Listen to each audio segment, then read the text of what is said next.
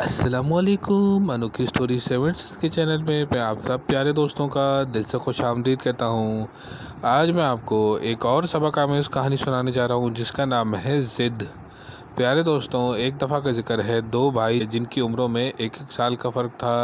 बड़े भाई का नाम अरशद था और छोटे भाई का नाम रशीद था। रशीद इंतहा से ज़्यादा ज़िद्दी था। इनके माँ बाप इन दोनों को बेपनाह प्यार करते थे।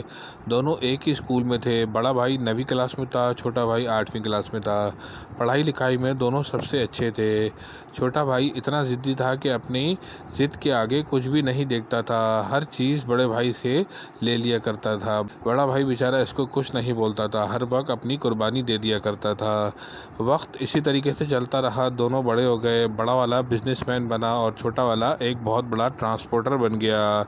कुछ अरसे के बाद जब इनकी शादियों का वक्त आया तो इनके अब्बू ने छोटे वाले भाई की पहले शादी करवा दी, क्योंकि अब्बू छोटे वाले भाई की खसलत से बखूबी वाकिफ़ थे।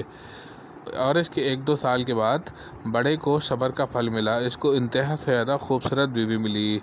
तो दोस्तों, सब्र करना बड़ी अच्छी बात होती है। इसकी वजह से अल्लाह पाक हमें बड़े अच्छे अच्छे तोहफ़े से नवाजता है।